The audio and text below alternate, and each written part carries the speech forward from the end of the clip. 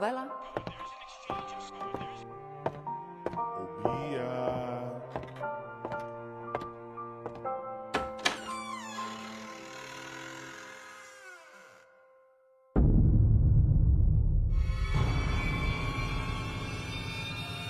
Para algumas crianças, monstros existem e na maioria dos casos são pessoas conhecidas. Todos contra o abuso infantil. Disque 100 e denuncie. Uma campanha da Assembleia Legislativa. Glaucio Bezerra Brandão é engenheiro eletrônico e professor da Universidade Federal do Rio Grande do Norte, com mestrado em Biofísica e Radiobiologia e doutorado em Engenharia Elétrica. Professor Glaucio coordena um mestrado profissional em Ciência, Tecnologia e Inovação. Sua linha de trabalho é a inovação para aprimorar o empreendedorismo, aumentando a competitividade e a empregabilidade nos ambientes público e privado. Para Glaucio Bezerra Brandão, quanto mais conhecimento tecnológico, maior é o crescimento sustentável em todo o Brasil. Olá, bem-vindos à Quinta Sabatina no Minuto, neste mês de junho. Obrigado pela audiência. Queria agradecer a presença do nosso convidado, sabatinado hoje, professor Glaucio Bezerra Brandão. É uma honra estar aqui com vocês. Presença também do Tiago Lins, da Movister, e Julisca Azevedo. Estaremos aqui sabatinando e o tema de hoje, desafios da tecnologia, as inovações, o impacto delas no mundo de hoje e o futuro. Né? Pode participar mandando sua pergunta, interaja com a gente aqui, para a gente poder sabatinar o nosso convidado. Inicialmente, o professor Glaucio Bezerra vai ter 5 minutos para fazer uma apresentação e, na sequência, a gente começa a sabatiná-lo para as nossas perguntas. Professor. É isso aí. Bom, boa tarde, audiência, né? Entender ouvintes agora também, né? Tá sendo visto. Mas a ideia aqui é tentar propor, né? Tentar mostrar para a comunidade que a gente precisa mudar o formato de emprego, o formato de pensar. A gente está vivendo uma economia que, em breve, né, deve desaparecer os empregos convencionais. Né? E a gente tem que começar a pensar como criar empregos criativos para que não sejamos substituídos por máquinas. Então, o nosso mestrado, né, que a gente vai falar um pouco daqui a pouco, a incubação, toda essa reviravolta em que as universidades estão sentindo, estão mudando e mergulhando na inovação, vem disso. A gente tem que começar a mudar o perfil das pessoas. Então, você tem o seguinte, a gente tem problemas diferentes, e ainda continuamos criando pessoas iguais. Então a gente não tem por que manter, né, a produção de engenheiro em série, de jornalista em série, de médico em série, se a gente tem vários problemas para serem corrigidos. Então hoje, né, meu filho, por exemplo, meus filhos, eu pergunto para eles, não pergunto o que é que você vai ser quando crescer, eu pergunto o que é que você quer resolver quando crescer. E aí a resposta para isso pode ser várias profissões, né, várias soluções criativas. Então, quando você condiciona hoje o jovem, a criança, a dizer você vai ser médico, vai ser engenheiro, vai ser jornalista, você está limitando o campo de atuação dele. Então, hoje em dia, a gente tem problema aí, vários, né? Problema é coisa que não falta, né? E deixa a gente divertido por causa disso. Mas a gente tem que começar a pensar, a educar as crianças para pegar as ferramentas que existem e trabalhar em busca de soluções. E aí o cara pode ser jornalista, pode ser designer, pode brincar com jogos, pode ser médico também. Né? E pode ser qualquer profissão, desde que ele, no final ele se sinta satisfeito em resolver uma bronca e não em ser mais um profissional para, né, fazer parte de um time de milhões e milhões de profissionais que vão estar trabalhando em coisas que não querem, infelizmente, e sem resolver problemas que existem. E no final, né, todo mundo concorrendo pela mesma vaga, pelo mesmo espaço, concurso público, né, emprego numa instituição privada. Então, basicamente, a inovação e o empreendedorismo vem nessa linha, de querer mudar o mindset, a forma de pensar comum, e dizer, vamos começar a resolver problemas, e não pensar em ter diplomas. É por aí. Professor Glaucio, no mundo cada vez mais impactado pelas inovações tecnológicas, eu lhe pergunto, as pessoas já assimilaram o conceito da economia do acesso? Não, a gente ainda está muito longe disso aqui, porque nós temos uma falha muito grande, basicamente na América Latina e Brasil, em educação. Então, se a gente não consegue minimamente passar, né, conceitos de leitura, conceitos de matemática simples para pessoas, imagina acesso. Então, hoje em dia, né, a gente tem, você vê aí Uber, você vê aí Airbnb, né, você vê pessoas que usam os serviços, não precisam ter a posse daquela coisa, só ter o acesso. Então, o mundo seria muito mais divertido se as pessoas tivessem essa cultura, essa educação de que eu preciso que alguma coisa resolva minha bronca. Eu não preciso ter um carro, eu preciso ter acesso ao carro. Eu preciso ter um apartamento, eu posso ir daqui para a Europa, né? Tem amigos meus que já trocam, um daqui para o Rio de Janeiro para a França, da França para o Rio de Janeiro, simplesmente com um baixo custo, só por saber mexer com acesso. Isso vem da educação. E a gente, hoje em dia, é daquela, né? Eu sou do tempo que o cara tinha um carrão, né? Era o cara da hora, né? O cara que tinha o celular. Hoje em dia, a gente tem que ter acesso. Então, mas assim, né? A gente começou hoje, né? E eu acho que exponencialmente... Então, esse processo ainda está no início. Está no início, está no início. Iago Lins, sua pergunta. Sim. Professor, em toda a história da humanidade, a tecnologia impulsionou profundas mudanças sociais, né? Desde a agricultura, que é um avanço tecnológico que propiciou o surgimento das cidades, a Revolução Industrial, ajudou aí lá na frente. E mais recentemente a gente vem acompanhando, sentindo na pele a mudança social que a internet, né, a ultraconectividade, vem propiciando na sociedade como um todo. Então, a tecnologia passa a ser o ar, faz parte do algo básico, né, do nosso dia a dia. E dentro desse contexto de tecnologia, ela propiciou um tema que está super relacionado, que é a inovação. Perfeito. Trazer esse tema que a gente ouve tanto no dia a dia, o que seria, de uma forma simples, a inovação no contexto social que a gente vem vivendo e vem observando no dia a dia. Bacana. Bom, rapaz, a pergunta é bem ampla, né? Mas tentar resolver assim para as questões sociais e tecnológicas. Inovação, qualquer coisa que você faça que modifique a vida de alguém. Isso aí é um conceito bem amplo. Então, se você consegue, hoje em dia, desenvolver alguma solução na área médica e essa solução é aplicada e cura esse paciente, é inovação. Área tecnológica, você desenvolve alguma tecnologia e essa tecnologia vai ajudar pessoas. É uma inovação. Social, uma pessoa carente, uma pessoa que precisa de um cuidado em condição de rua, você vai e resolve, cria uma situação em que essa pessoa ela consegue galgar um grau a mais, vamos dizer assim, na evolução dessa pessoa. É uma inovação. Então, a inovação, ela começou inicialmente como sendo uma coisa que gera capital, mas se você consegue, de certa forma, reduzir um prejuízo, também é inovação. Então, a inovação, ela é o quê? É criatividade, uma invenção que você começa, transforma em uma ferramenta, num serviço, num produto e faz bem para alguém. Então, você modificou a situação dessa pessoa para melhor, você inovou. Então, basicamente, aquela história, o novo sempre vem, né? O novo sempre vem, né? Agora pode vir ruim ou bom, né? E o Luiz Azevedo? Diógenes, boa tarde, professor, Tiago, quem nos acompanha na audiência na internet.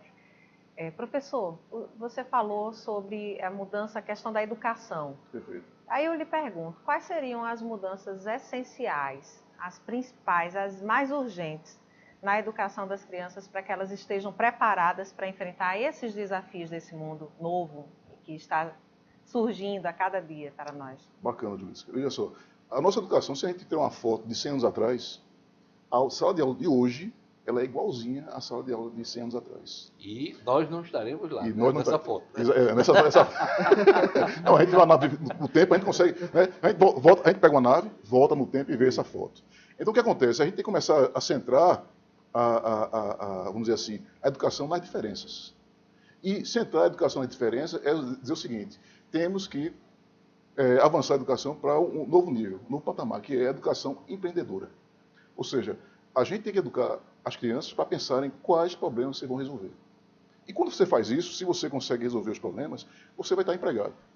Vai estar bem empregado. E o que o ser humano quer é se sentir útil.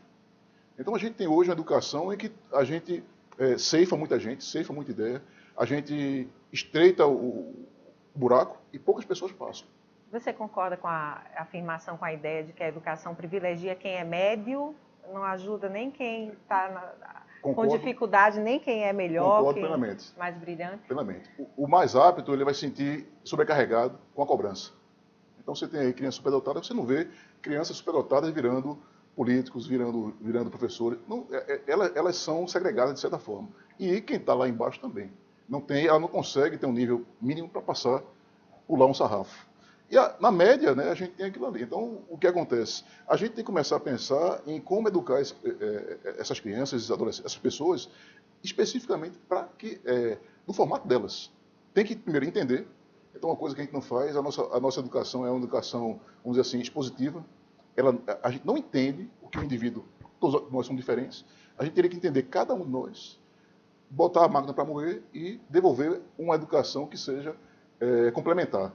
Né? Então, você tem pessoas que têm a tendência para matemática, vamos aplicar outra coisa. Pessoas têm tendências gráficas, vamos ir outra coisa. E não pensar, fazer essa mediana aí, que no final vai dar o quê? Formar as pessoas iguais para resolver problemas diferentes. O senhor falou que as pessoas, os pais principalmente, responsáveis, precisam ver as necessidades dos jovens, das crianças, e ver quais os problemas que eles querem resolver. Isso. No mundo real, um dos problemas é ganhar dinheiro, pagar as contas Isso. e viver e sobreviver muitas Isso. vezes.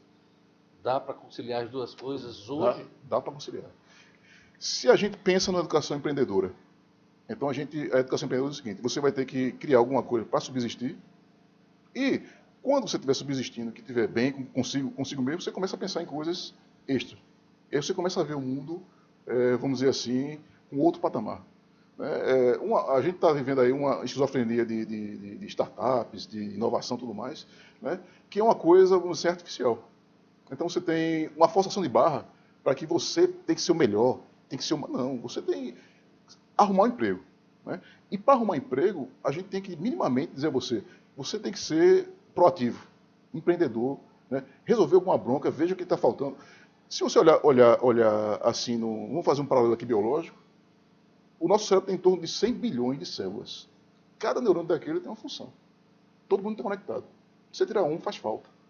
Ou seja, nós temos 7 bilhões e meio de habitantes. Então a gente tem espaço para todo mundo. Então vamos primeiro encaixar o jovem minimamente com a educação empreendedora básica, em que ele consiga se subsistir depois. Agora, bom, você tem aquele arcabouço mínimo, né, para poder sobreviver. Agora vamos pensar em diferenciar.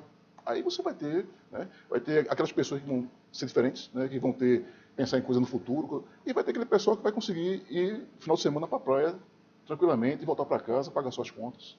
Então a gente tem que começar a mirar. O nosso problema hoje já está na docência mesmo, que está falhando. Professor, no Brasil, de conhecimento de todos, que temos seríssimos problemas na área da educação, até mesmo na privada, figurando nos índices bem negativos. Isso. Com relação tanto ao básico, como matemática, física, quanto Sim. a outras disciplinas também. O senhor conhece algum exemplo de algum outro país que pudesse ser adotado aqui, ou que tenha já uma educação com essa visão empreendedora, ou todo mundo está em matemática, física, química e biologia, vamos dizer assim? Pronto, vamos lá. Se a gente tem um programa chamado PISA, né, que é Program of International Student Assessment, que mede o nível de educação de todos as crianças no mundo. E aí, nesse programa, quem situa lá em cima? Dinamarca, Noruega, né? Você tem os Países Baixos, né? E Holanda e por aí vai. Então, qual o diferencial deles? Eles, por exemplo, eles aplicam o que a gente chama de reversed class, ou então flipped class, ou seja, a classe invertida. O aluno ele vai para casa, estuda em casa, e aí ele vai devolver a experiência para a sala de aula. Então, os professores, eles passam a ser o quê? Tutores de experiências. Então, você vê, o aluno aqui, o professor hoje, o que é que ele faz? Pega um livro e prepara uma aula do livro. Então, para ler um livro, eu não preciso... Qualquer pessoa tem QI suficiente para isso. Então, o que a gente deveria fazer hoje? Né? Pegar, pelo menos, projetos pilotos. Alguma escola, tem escola por aí que tem condição de fazer isso. Fala o seguinte, aluno, estuda em casa e vamos começar a brincar de trazer a experiência para a sala de aula. E aí a gente tem que começar a ver uma mudança radical. Então, essa educação expositiva em que o professor lê o livro, bota o pensamento dele no livro e aí expõe isso no slide, está ultrapassado. Sala de aula, por exemplo, na marca não tem mais livro, tablet. Hoje meus filhos vão para a escola com 500 quilos de aquelas mochilas pesadas. Não tem sentido. Você tem, hoje, os alunos eles querem ir para a aula lá na marca para o quê? Para resolver problemas. Interagir. Eles não querem mais ficar em casa. Querem ir para... Não, aqui não, meu filho, para acordar de manhã para ir para a escola, aquela coisa chata, a professora vai fazer aquele negócio de novo, ele já sabe que a professora vai dar. Então você vê, não, isso é uma espécie de educação que cria o quê? O robô. O cara já sabe o que é que vai ser dado, quer dizer, ele não precisa nem para a sala de aula. Em casa mesmo, ele ficaria lá, lia um livro, só precisava ir para fazer a prova. Essa história me lembrou um amigo da carreira jurídica, que ele não gostava da aula na Universidade Federal e tal, só tirava notas boas e tal. Ele preferia ficar em casa lendo o livro, chegava a cumprir 1 ou 2 livros por semana, e só ia por conta da chamada, senão ia ser reprovado, e as provas, que precisava comparecer. Mas essa história me lembrou muito isso. Se estão formando robô, a gente vai perder essa briga para a máquina. Para a máquina, pronto. Então você agora chegou à conclusão perfeita, né? Vamos perder para a máquina, que é muito mais eficiente, do ponto de vista de robô, né? Falar em máquina, fala-se muito que a tecnologia vai cortar muitos empregos, muitas profissões vão acabar, que muita coisa vai ser substituída, muitos empregos e funções vão ser criadas. Certo. Eu queria saber qual a ideia que o senhor tem sobre essa mudança, essa substituição e corte de empregos. Certo. Veja só, toda a revolução ela provocou esse embate, né? Primeiro foi a hidráulica, depois a gente teve a evolução máquina, depois computador, agora a gente está partindo para a indústria 4.0. Isso vai acontecer enquanto a gente estiver educando para ser robô. Então não tem como competir com robô. E tem que ser assim mesmo. Quem já viu aquele filme Wall-E, né? Lembra? Que o pessoal... bota o robô para trabalhar, o cara fica gordinho lá em cima, né? Vai até enchendo. Então, a gente tem que começar a pensar em como criar trabalhos criativos, que exigem uma criatividade. Então tem várias. Você não tem, hoje em dia, não tem nenhuma máquina que repita a arte como o ser humano faz. Então você vê que talvez nossa saída seja a arte, o estado da arte em si. Então a gente tem que começar a deixar de pensar em que o trabalho braçal é o que vai, vamos dizer assim, gerar emprego infinito. Não vai. Se é braçal, está dito. A gente tem que fazer trabalho mental, que usa a massa cinzenta. Se usar fibra muscular, pode ficar certo que está fadado ao fracasso. Hoje em dia você tem trem, trilho de trem que é feito por máquina, ponte feito por máquina, você tem impressão 3D que faz edifício de 4, 5 andares. Então, né, coisa que pode ser repetida vai ser substituída por máquina. Então, por questões assim, vamos dizer assim, de desemprego, ainda países não adotaram esse tipo de mecanismo. Mas facilmente, se hoje a gente dissesse assim, 90% dos empregos você pode substituir por máquinas. Mas a nossa massa cinzenta tem condições de disputar com uma Sim, máquina? Totalmente. A massa cinzenta, ela é o músculo, né? Se você trabalhar ele vai subindo sempre integral. É infinito. A gente não tem assim uma perspectiva finita de alcance.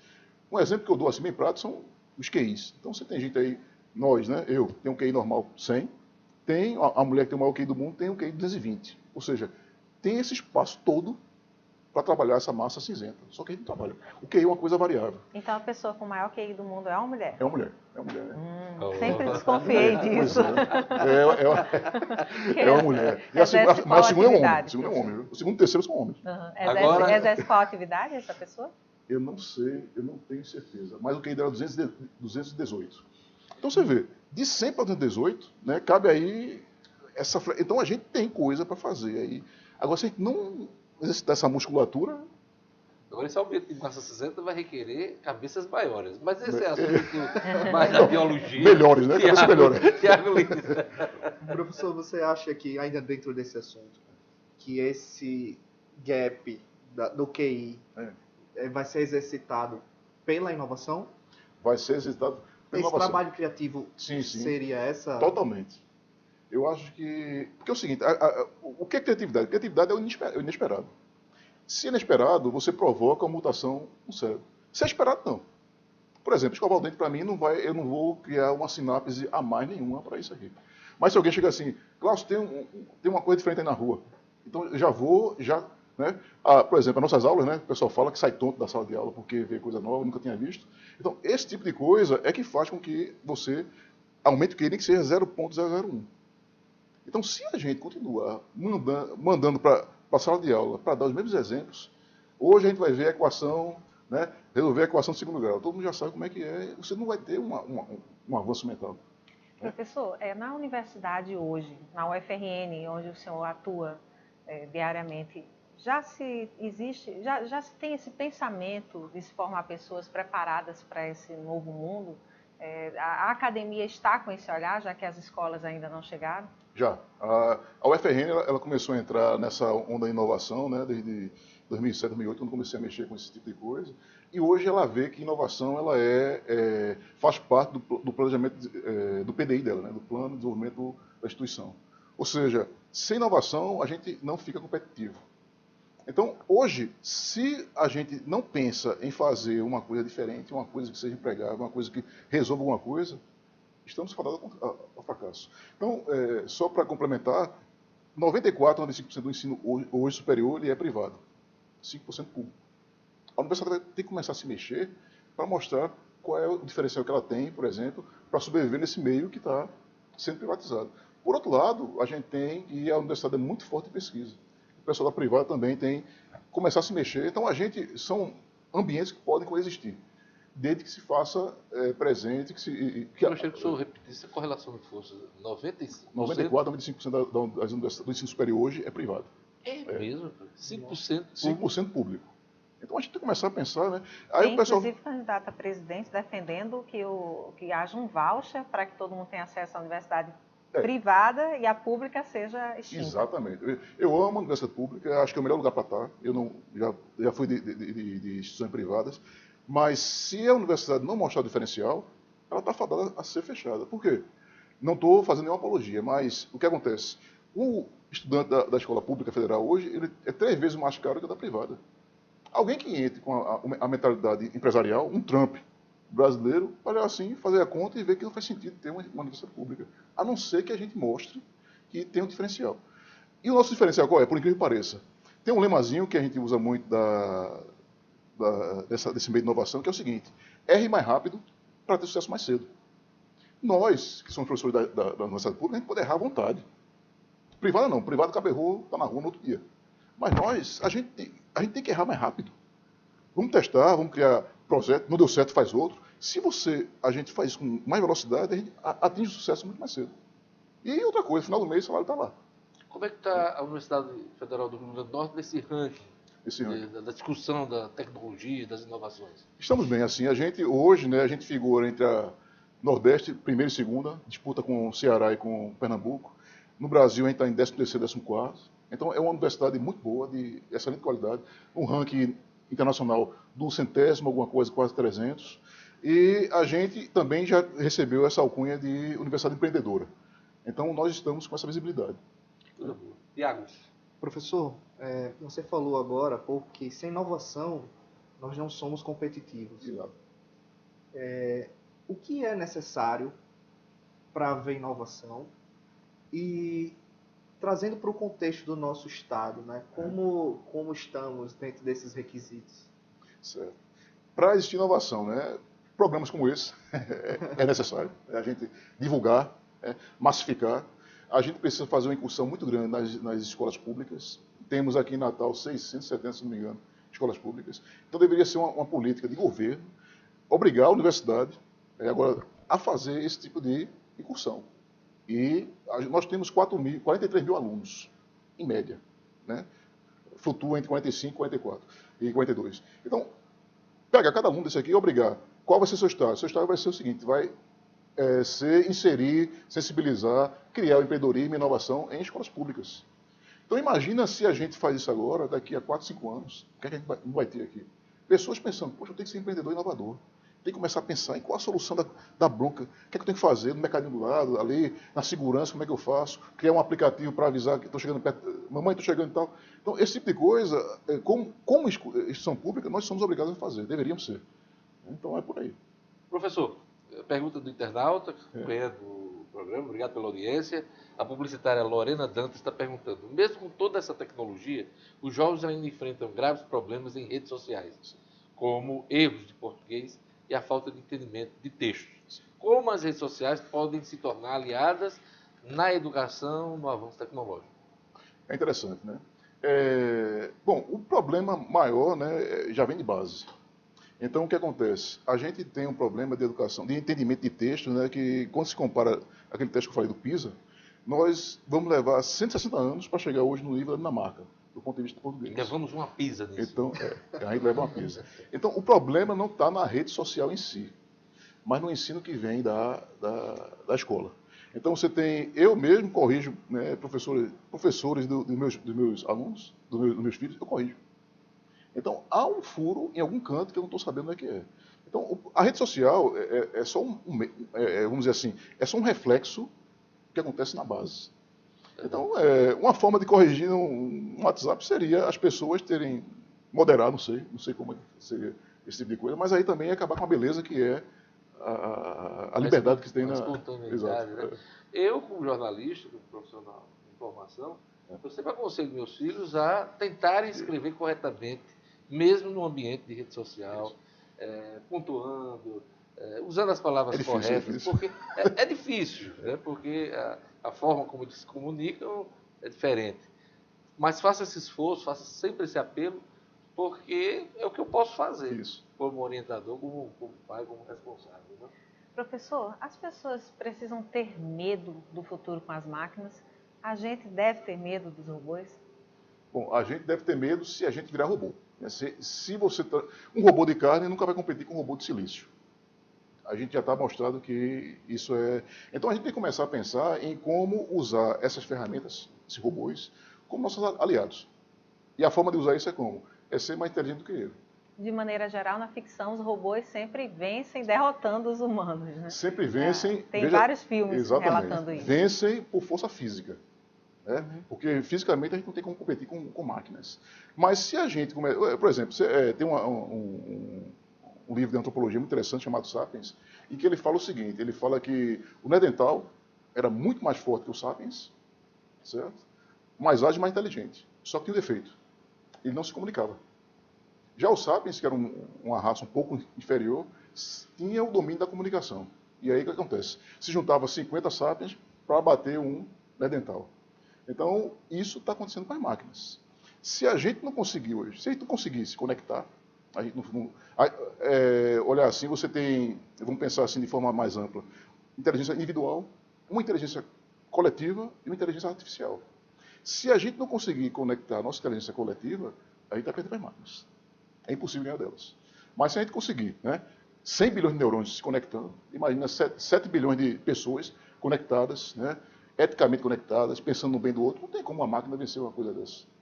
Mas eu acredito que a gente vai dar, em algum momento vai ter uma revolução, a gente vai ver, não, vamos aumentar o QI da gente, né, e a gente vai deixar as máquinas realmente como sendo só máquinas. Eu espero que a gente chegue... Aumentar esse QI não vai precisar usar máquina não, né, para fazer essa revolução. Agora você deu uma ideia interessante, viu?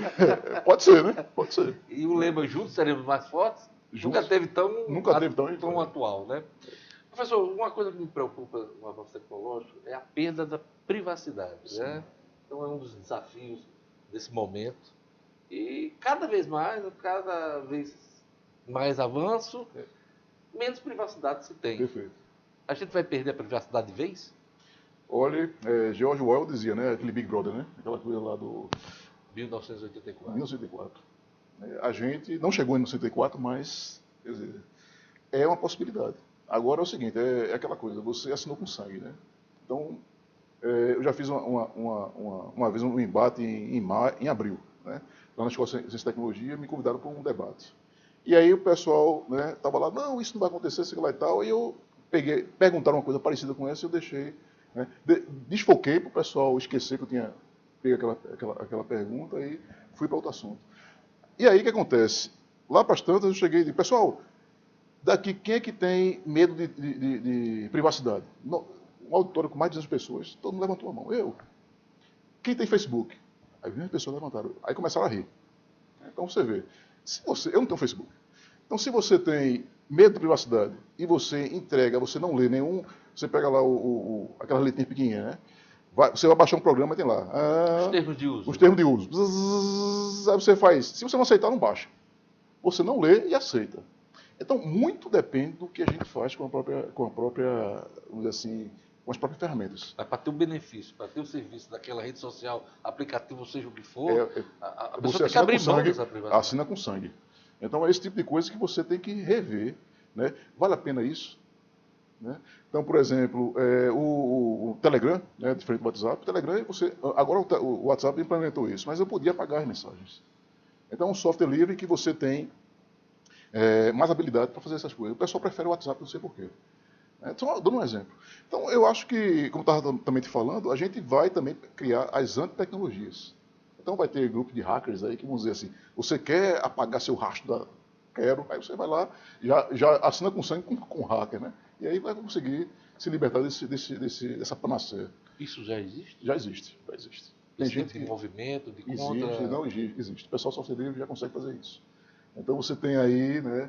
Quem quiser desaparecer, tem como. Tiago Luiz. Professor, em uma de suas aulas, você trouxe um cenário bem intrigante para a gente. Você trouxe assim, o PIB do Rio Grande do Norte representa 0,8% em relação ao PIB nacional. Perfeito. E essa riqueza assim, vem basicamente de sal, melão, camarão, algum serviço... Petróleo, quem tinha offshore, né? Que é pouco hoje, né? Então, nesse contexto meio pouco promissor, existe espaço para inovar? Existe espaço para sobreviver, não para ganhar dos robôs? Totalmente. Aí é que tem mais espaço, né? Porque você não tem... A gente é meio desprovido de recursos naturais. Então, a gente vai ter que apelar para a criatividade. Muito bem, então hoje com a internet a gente não tem mais fronteira. Até o exemplo que eu falei, acho que foi nessa aula, tem um pesquisador nosso, o Carlos Paes, hoje é o cara que detém maior patentes no mundo né, na tecnologia. O celular da gente tem uma tecnologia de Carlos Paes, Potiguar, né, que está hoje residindo nos Estados Unidos. Então ele trabalha com o quê? Com a mente. Então a gente tem que começar a educar as nossas crianças não para pensar em ser mais braçal, né? Sal, camarão, melão. Tem que começar a pensar em ideias. Então você tem hoje uma coisa que a gente chama de economia criativa. 66% hoje da economia mundial é economia criativa. Foi o assunto da última sabatina. Né? Então, economia criativa. Criativa. Então a gente está no rumo certo, né, professor? No rumo certo. A ideia é o seguinte, exercitar as mentes para que resolvam problemas criativos. Né? E não pensar em, mais uma vez, pensar em sal, né? Camarão e por aí vai. Professor, nesse contexto, o senhor citou o exemplo do Carlos, que está morando nos Estados Unidos, mas que outros exemplos a gente tem aqui hoje na UFRN de inovação, de tecnologia, que está acontecendo nesse momento? Nosso mestrado, a gente já tem hoje uma turma de 18 se formaram, 13 a 14 já tem startups. Né? No Metrópole Digital, muitas pessoas, acho que em torno de 40, 50 empresas já saíram de lá, entraram como ideias e saíram startups. Então você tem várias, né? A gente para inovar hoje em dia... E o cliente dessas empresas é mundial? Mundial. Você tem uma grande empresa de software nossa lá que criou um sistema lá da universidade e já chegou a faturar milhões em 2016. Também saiu da universidade. Então tudo isso, né, foram sementinhas que foram plantadas, foram inoculadas e que a gente conseguiu mostrar para os estudantes em que você não tem que ser empregado, você tem que ser um empregador. Porque a economia, né, a nossa sociedade está indo para uma era sem empregos. Isso é fato, não tem mais como correr. Hoje em dia a máquina substitui tudo. Então, eu diria para você, Julissa, que em torno de 60 a 70 empreendimentos nesses 10 anos já saíram da universidade. E a coisa está crescendo exponencialmente. Uma coisa que me preocupa, até pego um carona no que Julissa perguntou, é a questão da política. E até que ponto nossos políticos, até que ponto nossos gestores públicos estão entendendo esse processo de mudança, de avanço tecnológico? Eu acho que não estão ainda entendendo. A gente está tendo aí, você vê, o Vale do Silício, na década de 60, começou esse tipo de coisa, e hoje você tem a Califórnia, hoje, ela sozinha, ela é o 8º PIB do mundo, só a Califórnia. Então, a gente tem que começar a pensar que inovação é investimento, empreendedorismo é investimento. A gente só consegue, hoje em dia, vamos dizer assim, modificar esse status quo aí político, se a universidade for um pouco mais autônoma, mais incisiva e dizer, eu quero um assento na plenária para falar isso. Vocês têm que ouvir isso aqui. Então, o próximo, vamos dizer assim, os nossos próximos gestores, eles vão ter que olhar para a inovação. O atual governo, eu até fiz uma entrevista hoje no rádio, sobre ferramentas de gestão, de controle, que estão sendo reconhecidos não só pela Controladoria Geral da União, mas também por órgãos internacionais. Né? E eu sei que o atual governo tem um projeto já em curso, não é nem projeto, mas é um programa de governança que faz uma interação com todas as secretarias de governo e órgãos. E o importante é a troca de informações, é a transparência, enfim. Ações desse tipo já não são coisas promissoras nesse ambiente? Não, são fantásticas, né? O problema é que isso tem prazo. O prazo é o mandato. Então, quando a gente dá um reset no mandato, reseta-se todas as... Eu já entendo que um processo desse, do atual governo, ele não tem volta. Não. Acho que é uma ferramenta para futuros governos, independente de quem esteja no poder. É essa visão que ele tem que ter. O próximo governante tem que ter. Né? Não pode chegar e apagar simplesmente o que o antecessor fez. Esse é o medo. Né? A gente ainda está vivendo a política segmentada. Então, todo governo, gestor que assume, ele mata o anterior. Mata-mata, né? Então, a ideia seria ver como transformar isso em uma política em que, por exemplo, se aprovasse alguma coisa por 12, 15, 20 anos. O atual governo, pelo menos, às vezes que tratei do assunto, em entrevista e tal, deixa bem claro que trata-se de uma ferramenta para qualquer governo, inclusive um processo para os próximos de 20 anos, pelo 20 menos. anos, né? Isso, para os próximos 20 anos. Tiago. Professor, a gente vem conversando aqui sobre inovação e os impactos de tecnologia, e acaba que, apesar da gente saber, tem um senso comum que a tecnologia avança rapidamente, a gente está falando de coisas aqui que a gente acha que não vai estar vivo para ver, né? Os robôs ganhando os empregos, né? Mas a gente já tem iniciativas concretas, inclusive aqui no estado, do trabalho do mestrado, do programa de pós-graduação em Ciência, Tecnologia e Inovação. E eu queria saber que você falasse um pouco como é que foi que como surgiu essa visão de criar o primeiro mestrado, né, de inovação do país, Universidade Federal, e o processo incubado que está relacionado a elas. Queria que você falasse um pouco para nos dar um exemplo de que, mesmo nesse contexto do Estado tão pouco propício, dá para você iniciar um trabalho e dá para gerar resultado desse. Bacana. Bom, inicialmente, né, a questão da incubação, como é que foi criado? Quando eu cheguei aqui, eu queria criar uma empresa de sensores. E aí fui à reitoria para saber como é que eu ia criar essa empresa. Descobri que não existia isso. E aí resultou que eu comecei a me envolver com isso aqui, e aí a reitoria, na época, o reitor disse, você vai resolver essa bronca aí. E aí a gente criou a incubação de empresas em 2007. Bom, criamos esse processo, e aí começou-se a criar um ecossistema. Um ecossistema de inovação e de tudo mais. E a gente começou a contaminar os alunos, e aí a coisa começou a ser autorrealimentada. Com isso, a gente começou a perceber o seguinte, só criar incubadora, só criar estrutura não resolvia. Então a gente tem que investir em gente. E aí a professora Zumara, no ano 2014, juntou um bocado de professor e disse, vou lançar um mestrado de inovação. A gente submeteu isso aí para a CAPES olhou assim, viu que a gente estava meio acadêmico. Coordenadoria de Apoio ao Pessoal do Ensino Superior. Vamos dizer assim, quem gerencia as pós-graduações no Brasil. E aí a gente... Essa mania de jornalista de querer não, mas tem os detalhes das siglas. Sim. Quer dizer, MEC em Brasília, a gente mandou para lá. Então a CAPES gerencia as pós-graduações, não está muito acadêmico.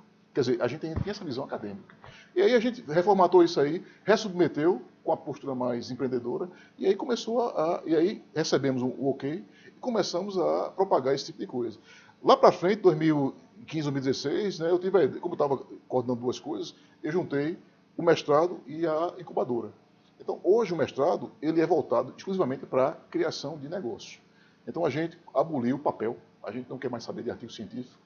Artigo científico tem que ser consequência de alguma coisa que foi feita, uma tecnologia que foi desenvolvida, e o artigo ele tem que contar a história de alguma coisa que aconteceu, e não como a gente vem fazendo há muito tempo, só contando história. Então, né, a gente tem vários doutores... Só construindo teoria, né, professor? Só construindo teoria. Né? Tem um dado da CAPES mesmo que fala que 2% das dissertações de mestrado e doutorado tem algum fundo útil. O resto não tem.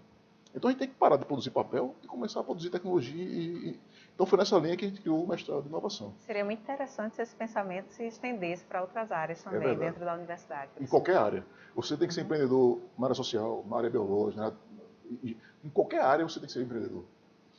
Olha, uma pergunta do internauta, no caso da internauta, Poliana Oliveira está perguntando quais devem ser as políticas públicas para incentivar as tecnologias em sala de aula. Tecnologia em sala de aula, né? Eu acho, eu vou dizer para você, Poliana, que a gente já tem tecnologia demais. O problema é a postura docente. Né? Tem um professor que ganhou um prêmio na... Tem ferramenta demais, é metodologia. Método.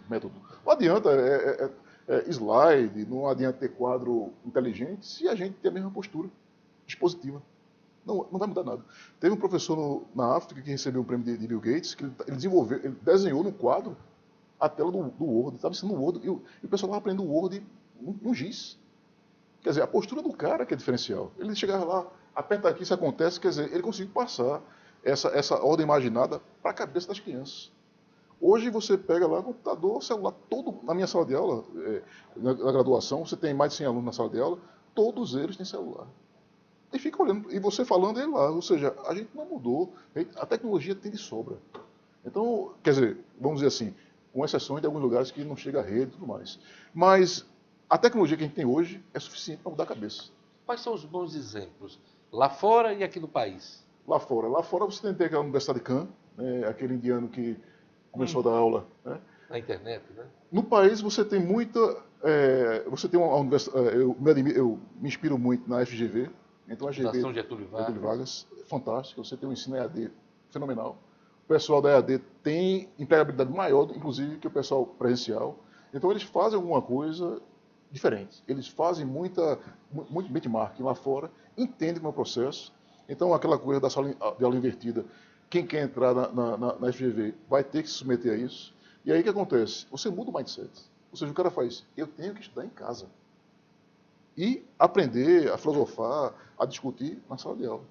Porque o tempo que eu passo na sala de aula é um tempo precioso, que você está com uma pessoa mais experiente, você devia fazer uma troca de experiência. Né? É um momento de assimetria. E não ir para a sala de aula, ver um slide do professor que preparou uma aula de um livro que você pode ler. Então, esse tipo de coisa aí são exemplos que eu tenho, assim, ápices, né? Professor, eu vi ontem um dado, um programa jornalístico aqui do Estado, que me chocou, de certa forma. Dizia que apenas 5% da população do Rio Grande do Norte recebia salário acima de 5.500 e poucos reais, alguma coisa assim. Nesse universo de uma desigualdade social tão forte, tão grande, a gente tem mais ou menos aquele quadro que o senhor relatou do homem de Neandertal brigando com o Homo sapiens. Como é que se resolve essa situação, dessa disparidade que existe na nossa sociedade? Veja bem, né, Julissa? A gente tem um erro de educação dos dois lados. Né? Você tem aquele, o pessoal vamos chamar de elite, né? Elite no sentido de ter mais vantagens, e a não elite que não tem vantagem de, vamos dizer assim, não tem acesso à educação. Quem está em cima quer sobreviver. Então, assim, sabe que se não estudar na melhor escola, se não fizer, vai estar ferrado, e aí não vou ter condições de manter o meu padrão. Então, dá também uma sobrecarga. Quem está embaixo sabe, cria uma casta, você não consegue saltar nisso aí. Então, onde é que eu defendo novamente a educação empreendedora?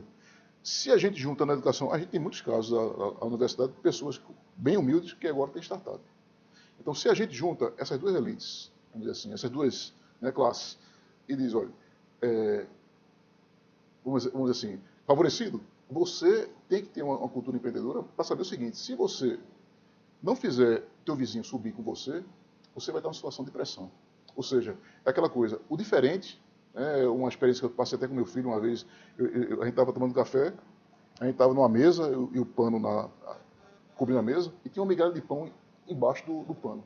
E esse pano, ele estava assim, tinha uma ondinha ali, né? Ele com 2 anos, foi lá e botou o pão para baixo. Ou seja, ele com 2 anos já sente, né, assim, instintivamente que aquilo ali estava errado. Ele tentou baixar Então, esse horizonte seria esse. Os 5% mais altos, você vai ter uma camada pobre, fazendo o quê? Olhando para você e querendo baixar você. E aí você gera violência, gera diferença. E aí a forma de fazer isso é a educação empreendedora. Ou seja, o rico vai precisar do pobre para criar startups, e o pobre vai entender o seguinte, que se eu fizer isso de forma empreendedora, eu posso mudar de casta.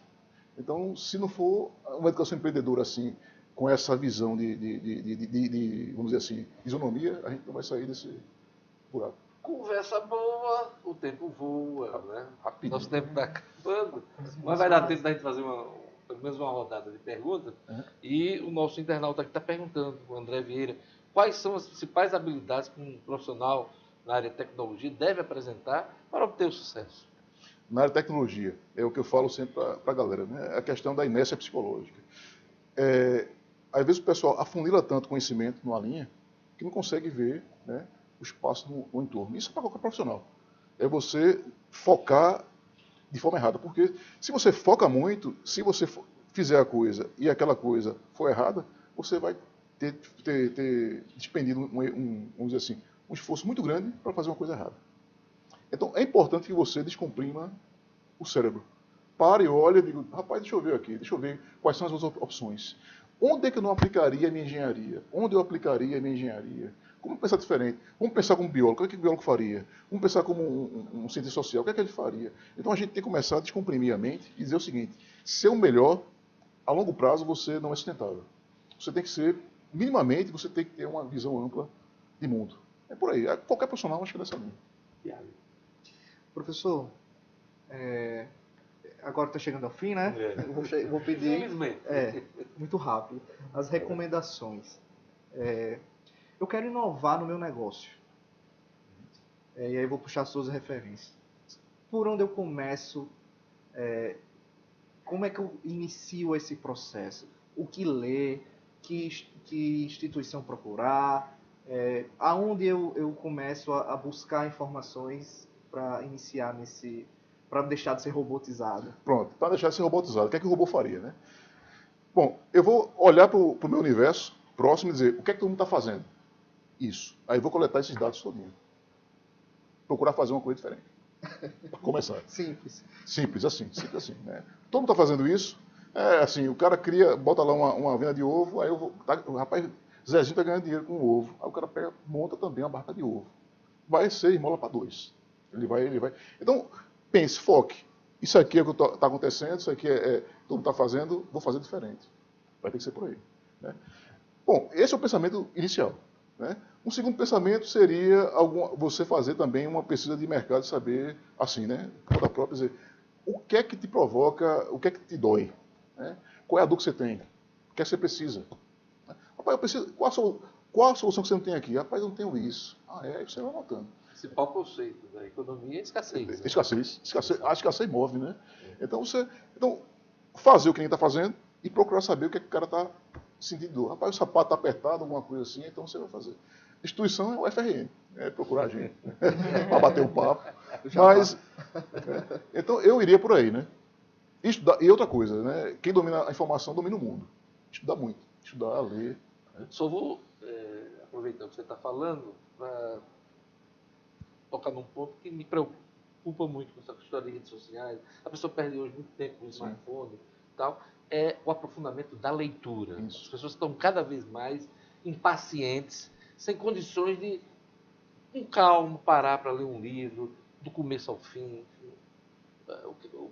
Como conciliar as duas coisas? Comportamento. Né? Por exemplo, hoje, né, eu me regrei a fazer o seguinte, e-mail 1 hora por dia. Respondo e-mail 1 hora por dia. Estabelecer o horário. Horário de e-mail. Né? Zap, WhatsApp. Como eu uso muito o WhatsApp de forma profissional, 10 minutos em 1 hora. Vejo lá, agora tem que ser bem regrado. Ou seja, você vai começar a adestrar o seu comportamento. Então você começa a ter espaço sobrando. Aí você vai dizer, poxa, dá para fazer isso. 1 hora de e-mail por dia, eu posso dividir isso em 2 meia Não dá horas. para aquele jovem pegar, estudar para a prova e olhando o WhatsApp. Não dá. Isso já está provado. Esse negócio de ser humano que é multitarefa, né? Nem as mulheres também são multitarefa. Né? Então, apesar de né, da vantagem em termos de QI. Serem melhor do que a gente em multitarefa, não existe. O ser humano só presta atenção a uma coisa por vez. Né? Pode até fazer várias, mas não está Pode fazer prestando várias, atenção. mas não presta atenção. Então você vê, um amigo seu que está conversando com você e está no Zap, ele não está conversando com você. Ou não está vendo o Zap. A memória não vai funcionar do Não mesmo vai. jeito, né? Você não chaveia tão rápido. Né? Então, e o esforço é maior. Então você gasta mais energia, você consome mais neurônio e faz as duas tarefas meia boca, né, como o pessoal fala. Tem gente criando grupo da família na hora do jantar. É. Mande o zap para poder responder. Aí por aí você vê, nós estamos querendo imitar os robôs, né? De Luiz Câmara. Primeiramente, uma satisfação enorme participar desse debate, dessa sabatina. Professor, o senhor falou da diferença, que o que fez o Homo sapiens foi a comunicação. Perfeito. E hoje em dia, nesse mundo de muita informação, que não necessariamente é comunicação, Sim. qual a importância da comunicação, dos veículos, do jornalismo, para, enfim, para o contexto desse mundo que a gente vive? A comunicação, assim, ela é fundamental. Nós vamos criar uma nova raça, né? A nova raça de, sei lá, o intelecto. Já tem um nome, né? Não, acho que tem um nome. Comunica não. sapiens? Alguma coisa, um silico sapiens, né? Alguma coisa silico. Mas a gente está começando a criar uma comunidade colmeia. O que falta fazer é a gente aprofundar isso aí. Nós estamos muito conectados, só que estamos muito superficialmente conectados. Então, se a gente começar a se conectar profundamente, você vai ver que a gente vai começar a ter, vamos dizer assim, um comportamento de colmeia mesmo, de neurônios, né, no cérebro. A gente vai virar um grande cérebro, na verdade. Cada um com a sua função. Então, o que acontece hoje? Hoje a gente não tem essa vamos dizer assim, essa conectividade cerebral porque é superficial. Você está aqui, você fala com 20, 30 agudos ao mesmo tempo, né? E, assim, a profundidade, não existe profundidade. Então, o jornalismo, a comunicação vai ter que mudar também, né? Ele vem nessa linha, ela está mudando, né? Está passando por aqui. Ela está nessa linha de conectar o mundo, transformar a gente num único ser. Possivelmente, né? Eu não sei qual vai ser o nome, mas... Para encerrar, tem direito a uma última pergunta, né? Qual o conceito do senhor de cidade inteligente, já que ele está falando de tantas mudanças? Sim, é um conceito bem simples. A cidade inteligente é uma cidade que conversa com você. Então, quando você tem uma cidade em que você consegue, ela conversa com o Julissa, conversa com o Tiago, conversa com o Diógenes, mas com o Glaucio, ao mesmo tempo, ela é uma cidade inteligente. Uma cidade em que ela só conversa com pessoas específicas, não é inteligente. Então, a gente falta segurança, falta educação, falta saúde. Então, mobilidade. Então, uma cidade inteligente, tem exemplo lá do Rio Grande do Sul, que eles conseguiram, com a telesaúde, reduzir a fila do SUS em 60%. Então, está começando a grande inteligência. Então, hoje em dia, se a gente quer criar uma cidade inteligente, a gente tem que criar sistemas que conversam individualmente com cada CPF. Enquanto você tem 90% excluído, a cidade ainda está muito burra, né? Eu não sei se eu estou longe, perto de uma cidade inteligente, mas eu estou perto de um grupo inteligente aqui. E com a presença dos internautas, da audiência, de todos, agradeço demais aqui essa oportunidade de a gente tratar de um assunto tão importante, tão atual, como é a inovação, essa coisa toda que está mudando a vida de todos nós. Queria agradecer ao professor Glaucio pela presença, queria agradecer Tiago Lins, publicitário, Obrigado pelo convite. Um dos sócios da Mobster. Obrigado, Julissa Azevedo. Eu quem agradeço essa a minha oportunidade. parceira, desde a época de Diário Natal e de tantos outros veículos. Obrigado por sua presença. Obrigada, aqui. Diógenes, pelo convite. É uma honra para mim. E eu queria agradecer aos parceiros desse projeto, a Sabatina no Minuto, a Mobster, Ponto Criativo, a Sicredi, Cred Super, o Jornal 96, 96 FM, a Band Natal, Assembleia Legislativa, que é um dos patrocinadores do projeto. Obrigado a todos, obrigado a você. E até a próxima sabatina, o tema vai ser cooperativismo de crédito. Um assunto muito relevante, muito atual, tem a ver com a nossa economia, com a nossa vida. É assim que a Sabatina, no Minuto, colabora com a sociedade do Rio Grande do Norte, trazendo temas importantes para o debate. Obrigado a todos, até a próxima Sabatina.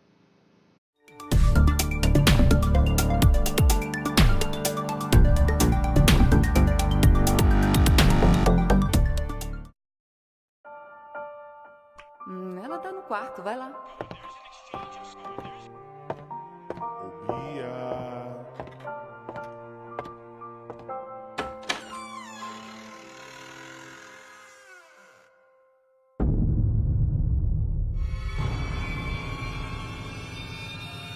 Para algumas crianças, monstros existem e na maioria dos casos são pessoas conhecidas. Todos contra o abuso infantil. Disque 100 e denuncie. Uma campanha da Assembleia Legislativa.